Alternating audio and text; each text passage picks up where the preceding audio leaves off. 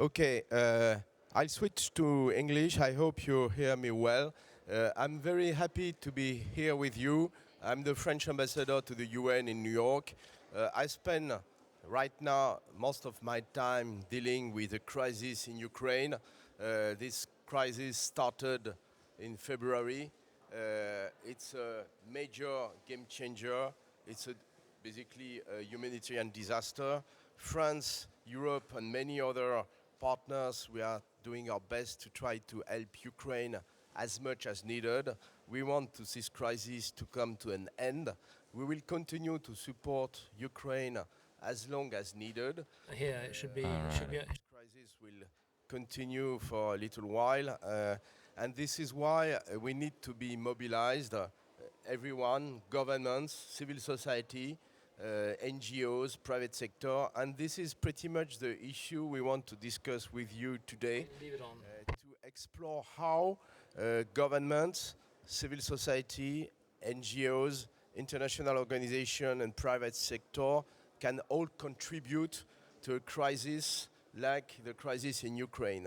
Modern conflicts now are different. They involve a whole range of actors.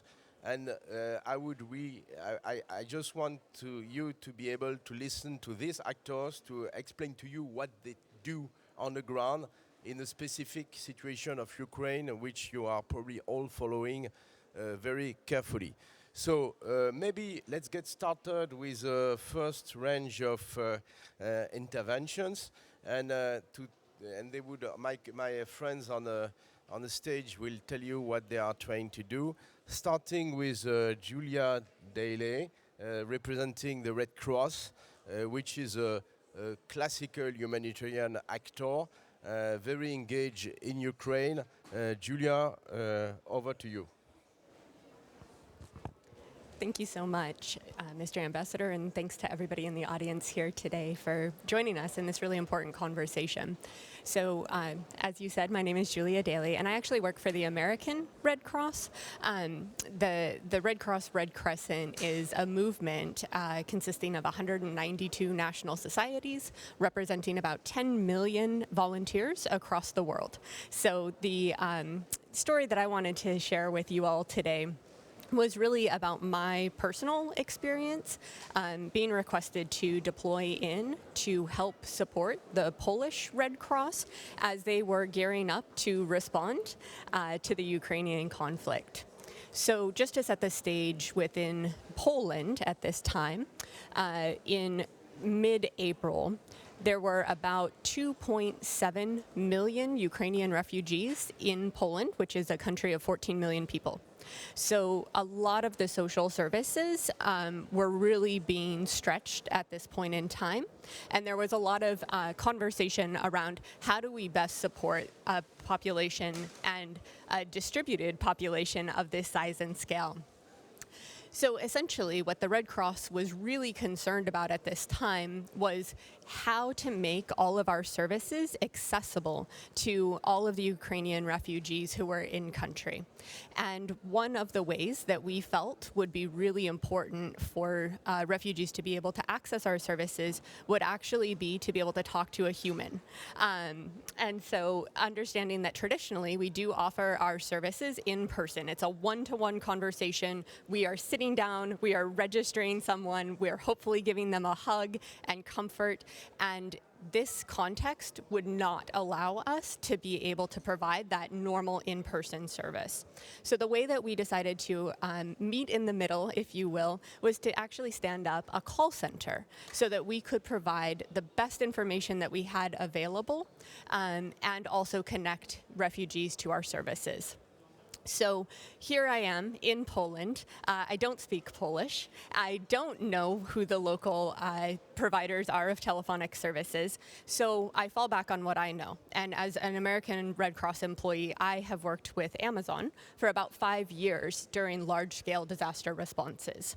So I called up my friends at Amazon and I said, hey, here I am. I don't really know what to do, and I would love your advice. And so what we ended up doing was, in about a week of conversations and figuring out how to navigate our administrative hurdles and burdens and what services we actually wanted to make available via telephone, and we realized that we would also need to have chat available. So we wanted to have a multi-channel contact center. Within 3 weeks, we actually built and launched a brand new contact center that had never existed before in Poland. And we have had tens of thousands of callers receive services and information that they otherwise would not have been able to. So that's my story that I'm happy to share with you all today. Thank you very much, Julia. Now I turn to Gabriel Weisman. Gabriel is representing Save the Children, a very well-known NGO.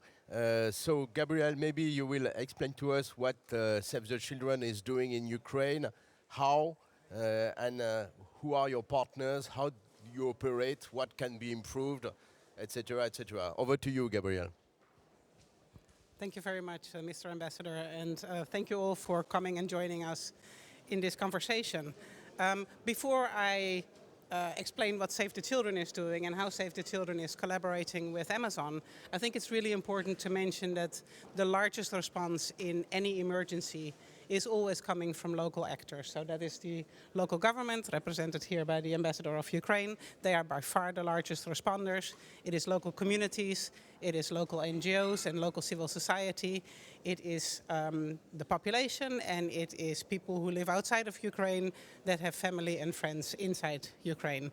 And what we saw in the Ukraine response, and what we see in any response, is that this very informal local response is very quickly mobilized. So we saw people who quickly bought stuff and put it in the back of their car and drove to the border of Ukraine. We saw people inside Ukraine in the west hosting people from the east in their homes, sharing their meals, sharing their family income. And this kind of informal support is absolutely crucial for any response. It is life-saving, it is incredibly quick, and the outpour of international solidarity that you see is really heartwarming. But it does have its own limitations, and one of those limitations, of course, is that if you invite somebody in your home and to share your family income, that places a strain on your own family. And the person who stepped in the car and who drove to the border at one point is going to have to go back to work. And this is really where sort of like professional international NGOs come into play. This is when we can have a bit of a longer breath. Now, how we typically coordinate our response is based on internationally agreed ways of working that are enshrined in General Assembly resolutions. General Assembly Resolution 46/182, very famous one. That's how we coordinate our support to governments who request for international assistance. Because it's difficult to otherwise coordinate all these incoming actors from sort of like the individual to the big aid agencies. So we have a set way of working, and if the private sector wants to support a response, the best way they can do so is to link up with this system that already exists, this set way of working, so that we all understand a little bit how we collaborate and how we coordinate in support of the government. Now, very quickly about Save the Children. We've been in Ukraine since 2014. When tensions started building in 2021, we started preparing ourselves for the worst case scenario. So we flew in people, we provided aid, goods as well as cash to families, and we pre-positioned supplies just in case the worst case scenario would come to play. Unfortunately, we had to then indeed respond not too soon after. So we flew in more people, we provided millions of dollars from our own internal humanitarian fund to kickstart the response. And we partnered with a lot of partners, one of them being Amazon. Our partnership with Amazon dates from 2015. It started in the US, where we responded to Harvey, Cyclone Harvey. We responded to the Afghanistan refugees that came in. And so like our collaboration with Amazon therefore also had a set way of working that we were already familiar with. And there we were able to use that quite quickly when we started responding in Ukraine. And what we really appreciated about Amazon's support is that it's very multifaceted. So they provided cash, but they also provided product donations. They also provided their customers and staff engagement. But most importantly, they provided what they are really, really good at, and that is international logistics and supply chain management. And they brought that to bear to help us scale our operations up really, really quickly. They also brought in other corporate divisions, so they gave us free translation, for example, into Ukrainian, and their book division donated 100,000 books that were in Ukrainian to the schools that we were helping to establish both in Poland and in Ukraine. So why did this partnership with Amazon work so well? First and foremost, we worked side by side, and at one point we literally had daily interactions because the situation is moving very, very rapidly, and things happen, things go wrong, irritations start building. So you need to be in a daily contact to very quickly solve issues and continue to move on. We had a very honest and open relationship, and we were both able to adapt very quickly so that we could just make sure that our support was tailored to the context. We took a long-term view. So we weren't only looking at the first days or the first week of the crisis. We realized very quickly that this one was going to take long, and we needed to take a long-term strategy. And last but not least, most importantly, this is about a relationship. So it's not it's like a transactional relationship, right? This is about us acting together and making sure that we collectively have an impact. Thank you. Thank you very much, Gabriela. It's extremely interesting. Now I turn to Lucy Cronin. Lucy, you're the Vice President for Europe for Amazon. As we just heard from Julia and Gabriela, Amazon has become, in the last years, a very important actor in Ukraine. So maybe it's time for you to explain why, what you're doing, and what are the challenges. So over to you, Lucy. Thank you, Ambassador. So good afternoon, everyone. Delighted to be here at the Paris Peace Forum. Addressing directly the question you asked me about why Amazon is involved or has been involved over the last months with respect to Ukraine. With business success and scale comes responsibility. That's what we believe at Amazon. And that is really the fundamental reason as to why we would involve ourselves in humanitarian efforts. As you said, we're really good at two things at Amazon. We're really good at moving digital goods, and we're really strong at moving physical objects.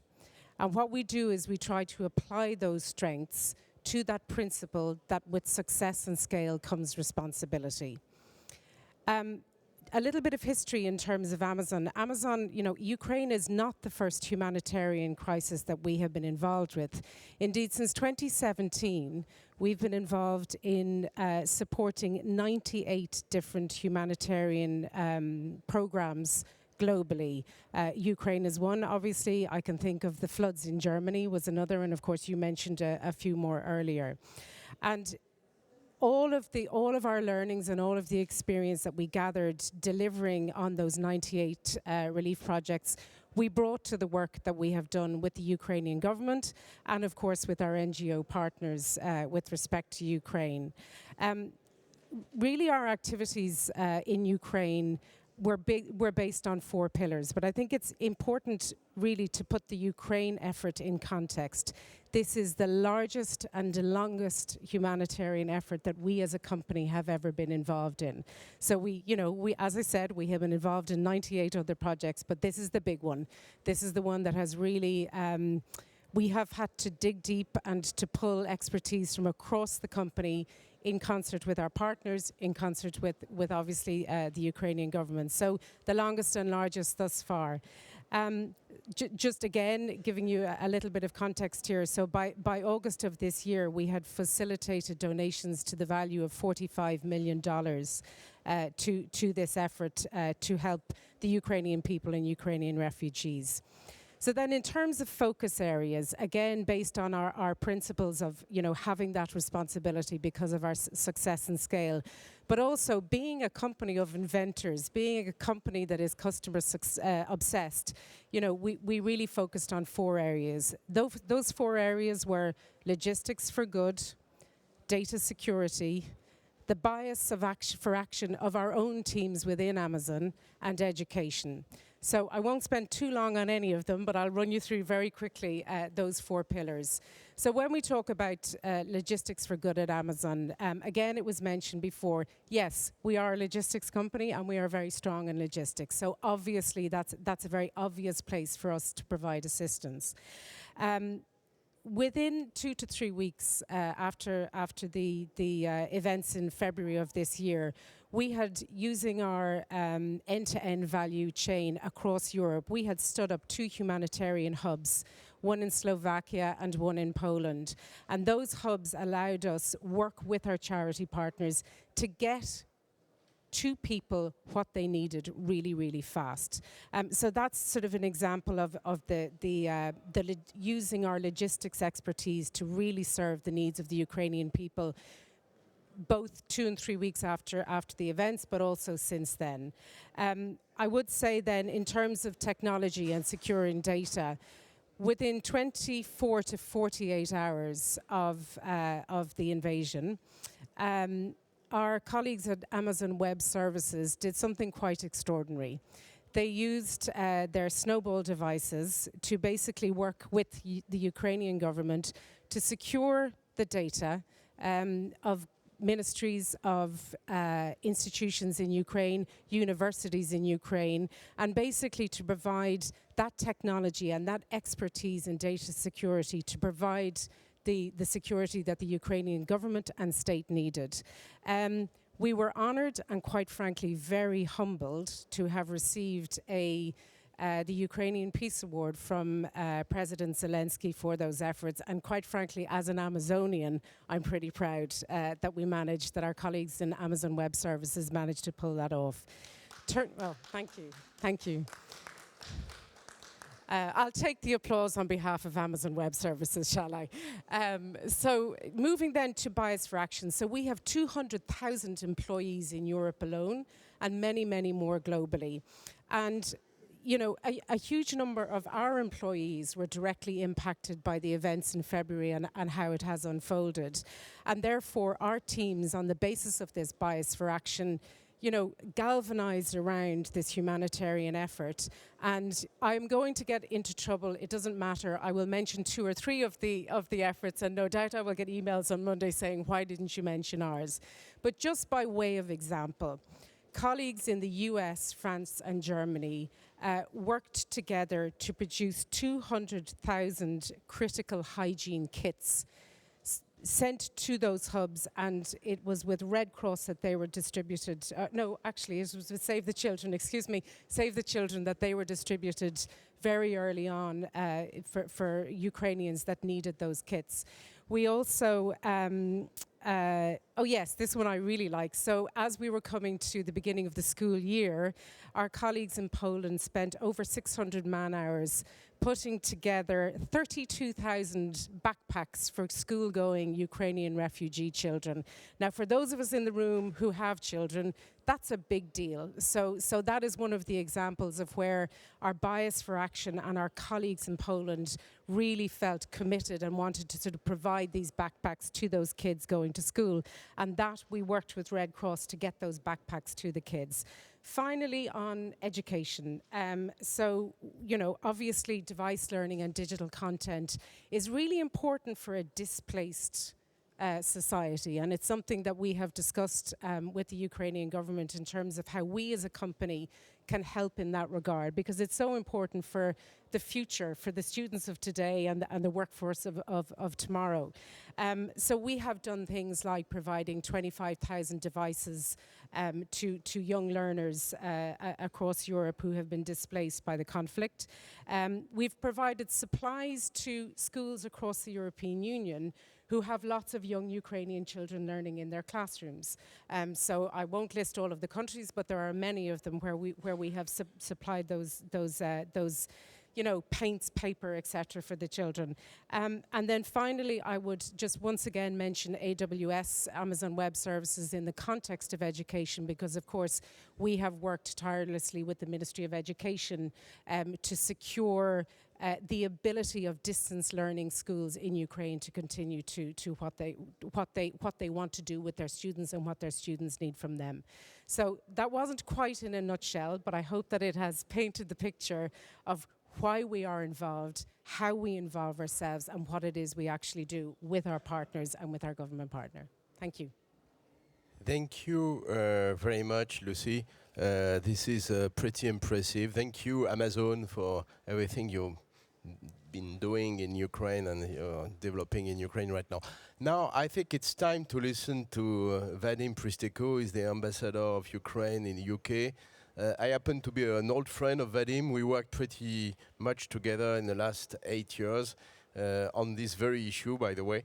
So I think, Vadim, what would be interesting for the audience is a Ukrainian vision of international help and your judgment. Of course, probably you're happy to receive the support, but you may have your remarks, advice, expectations to these guys and to others. So over to you, Vadim. Thank you, Nicolas. And if anybody wants to blame us for the lack of progress within 8 years in Normandy and the Minsk process, that's both of us. We started it 8 years ago along with our German friends and Russian colleagues, and failed to bring the peace by peaceful means. Now we have to fight. And I'm quite happy to report to all of you that actually we are winning. And I want to congratulate all of you, because your assistance, your help, sometimes militarily, sometimes commercial, sometimes financial, political, all of this is helping us all our ways in, and we are within this every piece of the help, every weaponry in the very capable hands of Ukrainian soldiers and people is actually bringing closer the victory for all of us. And even for those Russians who wanted to live in a democratic, free society, not the way they are doing right now. What I wanted to tell, and I know that I'm mindful of the time, we left 19 minutes, 51 seconds. So we actually seen the end of the era when the huge nations are the only actors. And what we are opening up this page of multi-actoral approach, because these big actors like those ones, I'm quite happy to see it with at this podium. They actually running the show nowadays. They're big enough, they're matured enough as NGOs, as the media, as corporate business, as responsible societies, to tell even those big nations with the nuclear sticks that no, you're not doing what we wanted as a society to live in the peace we want. So we expect this assistance to happen. We understand that there are so many other tragedies are going around the globe, and we have to stretch our very limited resources to cover all of them, to respond to all the needs. That's why we have to finish this war as soon as possible. What is also very interesting in this, and I hope that we'll still have a couple of minutes for your questions, that's the response not just from the corporate business by itself, a leadership as Lucy, but actually from the people who are within the big companies like Amazonians. I was privileged and humbled as well to address the all-hands meeting of the Amazon in London. You can imagine 1.5 million people were listening and watching this all-hands meeting. I hope all of them were listening quite attentively, because the president CEO was sitting next to me. And they were helping not as the Amazon company, they were helping as human beings, united by one family, Amazonians, all over the scattered all over the world, starting with the high-paid engineer in AWS and somebody who was just, sorting the packages in the big warehouses of Amazon. So that's the future of what we wanted to see, and I believe that we see this future unfolding. Thank you, Nicolas. Vadim, thank you very much. So before taking a few questions, I just want to offer our panelists, our guests, to have a second round of remarks. And I would really like them to focus on the future. I think they describe pretty well what they are doing right now in Ukraine, their engagement, their added value, and I hope it's pretty much obvious to all of you. Of course, this effort, this war, is a complicated one. As I said at the very beginning, I'm very much afraid that it will take a while before we resolve it, so engagement, support will remain needed. And this is why I would like to have them listen pretty quickly. If there is anything they would like to see, if there is anything, any kind of improvement in terms of coordination, action they want to see to help Ukraine. And maybe, Vadim, you will tell us as well, again, what Ukraine would need in the next month, next year, to go to the end of this conflict. Julia, maybe if you want a very quick remarks in this second round. Thank you. Yeah, I think directly responding to your question about how we can better support Ukraine and the response, I do think that what we've seen be successful time and time again in the Red Cross is having the conversations and understanding who can provide what services and who should be responsible for what parts of the response and the coordination. And so that would probably be my strongest recommendation. Even for those of you that aren't directly engaged in this conflict, in this response, having the conversations in your country about what would we do, who would provide what services, how will we communicate, how will we coordinate to avoid finding yourselves in a situation where you don't have a plan, you don't know who to call, and you don't know what steps to take. So directly for the Ukraine response, I do think that continuing to be thoughtful about who the partners are in this space, how to collaborate across the nonprofit sector, how to thoughtfully engage with our private sector partners and follow the direction of our government partners is critical. Thank you very much, Julia. I turn to Gabriela. Gabriela, you're just in the business of saving and helping children. What can be done now in the next month to do a better job for the Ukrainian children? For the Ukrainian children, wow. I actually got stuck on your very first sentence, which is, what my vision for the future was, and then I went off on a tantrum in my own head. But it's a bit of a frightening future, isn't it?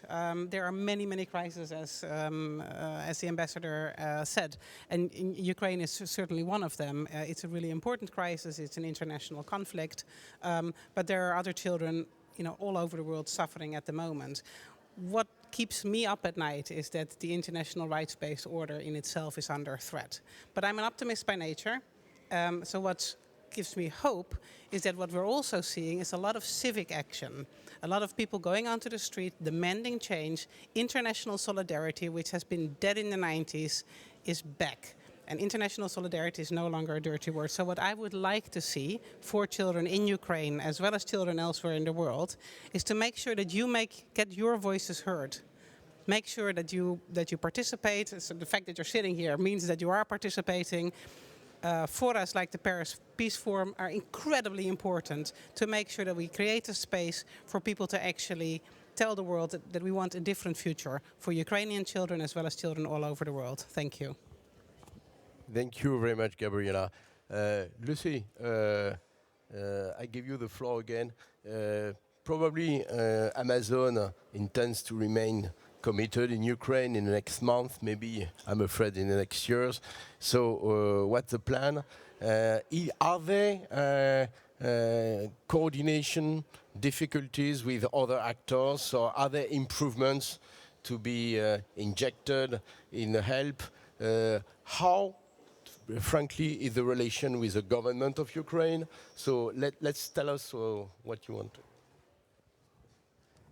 Thanks. Well, I suppose when I look to your question around, what have we learned and how do we look at this to the future? I think there's a couple of things we've learned. One, it's really important to form good, solid working relationships with our NGO charity partners in good times, because we need to act fast in bad times. And if we have those relationships and we have worked and we have nurtured and watered those relationships in good times, it's easier for us to act quickly. I think a shared willingness to adapt and pivot as a crisis develops.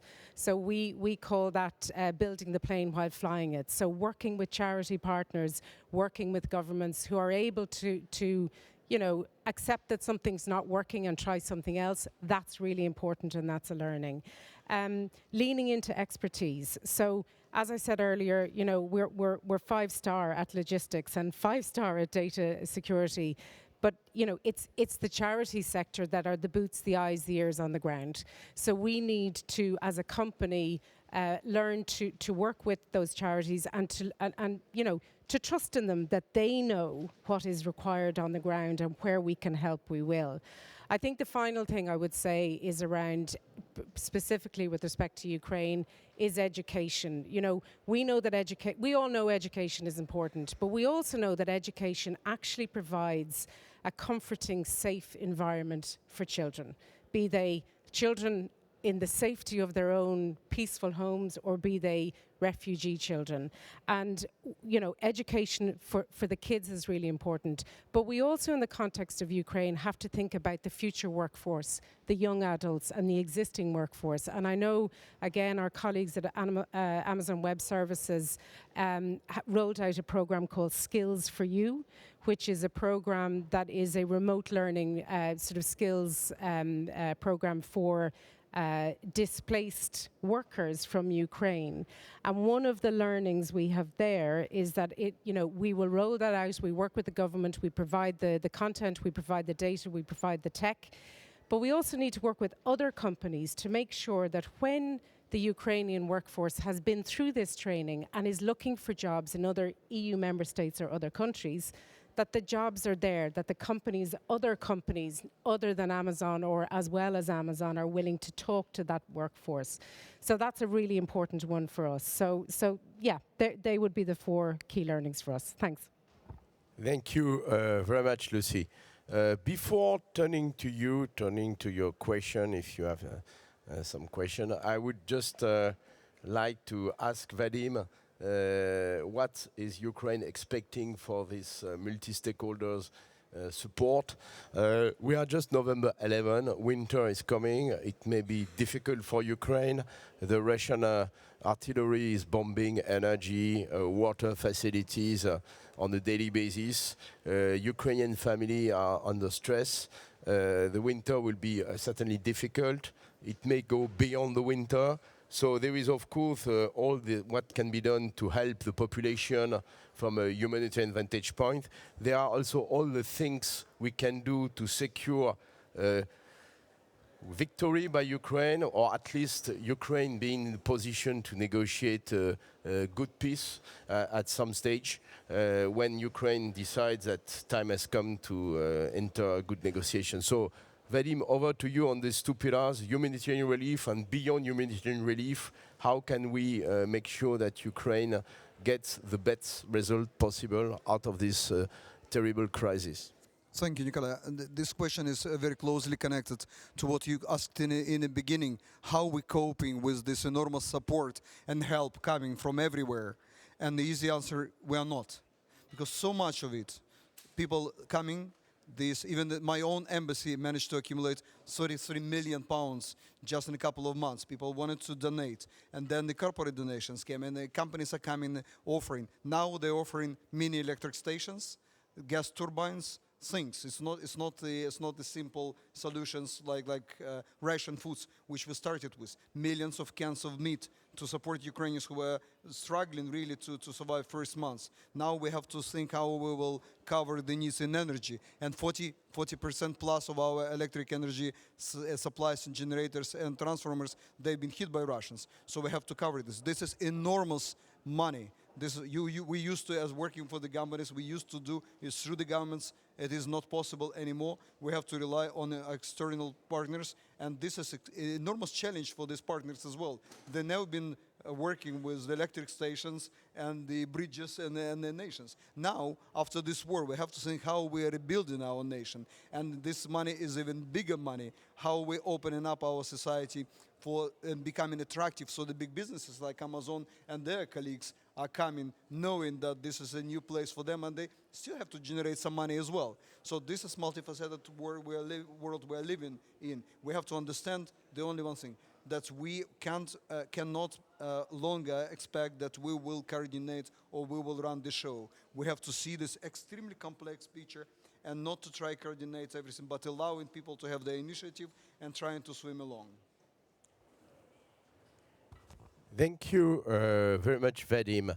I think we are right on time to have a couple of questions from the audience. So please, please introduce yourself and you can ask the question to whoever you want. Yeah.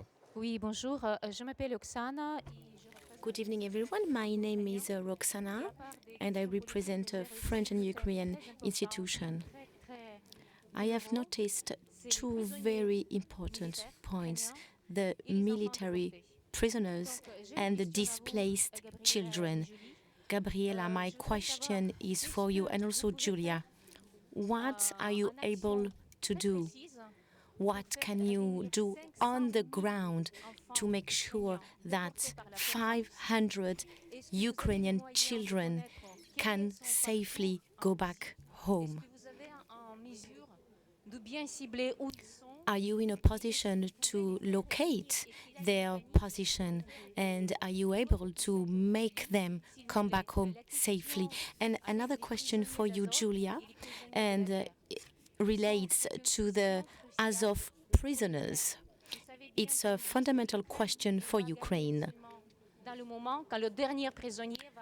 You know very well that Ukraine will only be winning the war when the last prisoner will be set free and when the last child will be back home safely. So what's the position of the American Red Cross and the Red Cross in general? What can your organization do to prevent further torture and massacres? You know very well that Russia is also infringing the laws with gross violations of the United States Charter.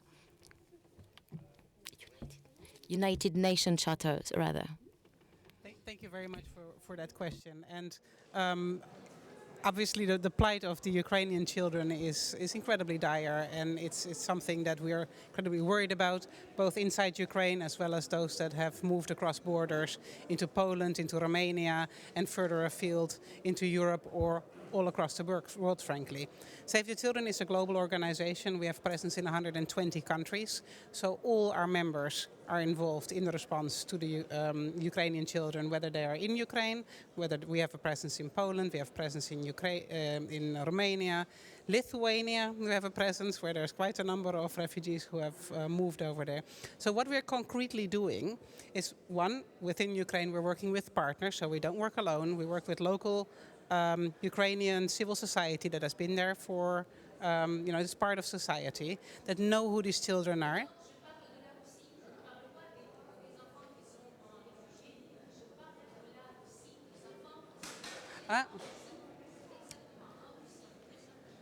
The children in Russia. So unfortunately, Save the Children does not have a presence in Russia, and therefore we are not able to respond to children that are in Russia at the moment, unfortunately. But in the other countries, we are responding. Yeah, I was primarily going to share that we work very closely with Save the Children. They're one of our primary partners when there are issues related to children. And we also, I would say, in regards to prisoners, I agree with all of your points, but we work primarily with government partners for those negotiations. And so I would probably actually have to yield to the ambassador in regards to the steps being taken on that front.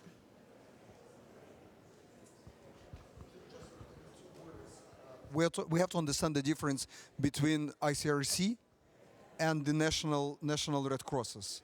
We are now talking to representatives of U.S. National Red Cross, and they are not working directly with Russia to release our prisoners.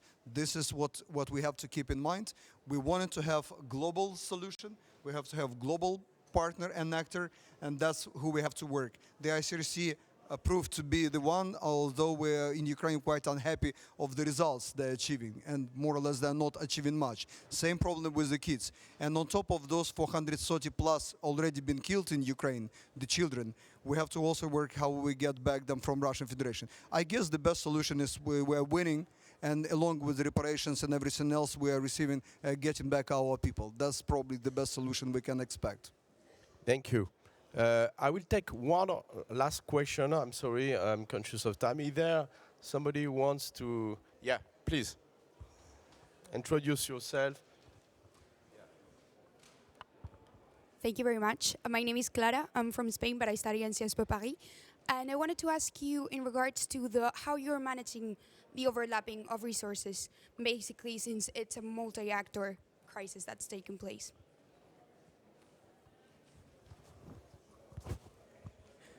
Lucky for you, I also used. I hear myself very loud. So lucky for you, I used to work for OCHA before I joined Save the Children. So coordination is in my blood.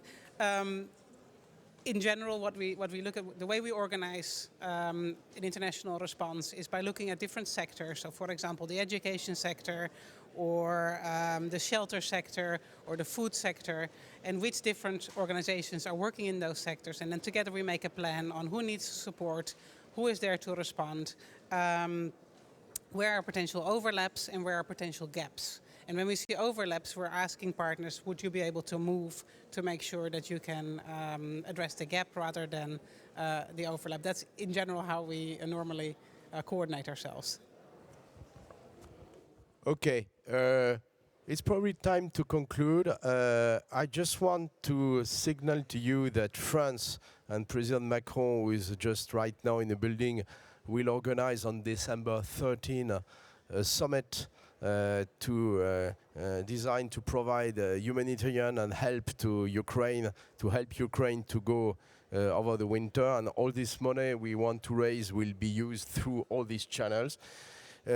Two set of conclusions. The first one has to do with Ukraine. Of course, we need to finish this war. We need Ukraine to win. And for this, we need a sustainable effort.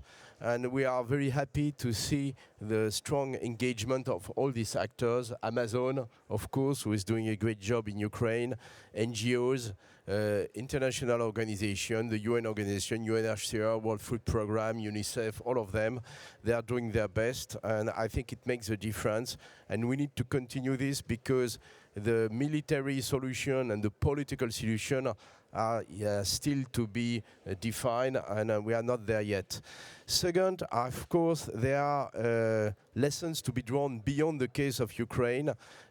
Modern conflicts, as I said at the beginning, are now an issue which is important for all range of actors. In the past, it was just governments involved with this situation and civilians and populations. Now, we need to have everybody on board. I think Ukraine, this crisis is a good test case. As Gabriela and others just said earlier, it's of course not the only crisis, and we need to continue to help the Horn of Africa, the Sahel region, Burma, and others. I think needs are everywhere, but it's not one of the others. We need to increase our support for Ukraine because the case of Ukraine is absolutely essential. It's about international law, the international order, and if we don't put this crisis to an end, the whole system will collapse, and Russia and probably other actors will draw their own consequences and invade and annex other countries. So continue the support, improve the coordination, increase the international relief to countries in need, and make sure that in a couple of months, maybe a little more, we are in a different situation, and in the meantime help the Ukrainian population to go through the winter. Thank you all. I want to thank the panelists, especially Amazon, but also Save the Children and the Red Cross. And I want to thank the ambassador and wish him well and reassure him that we will continue to stand by Ukraine.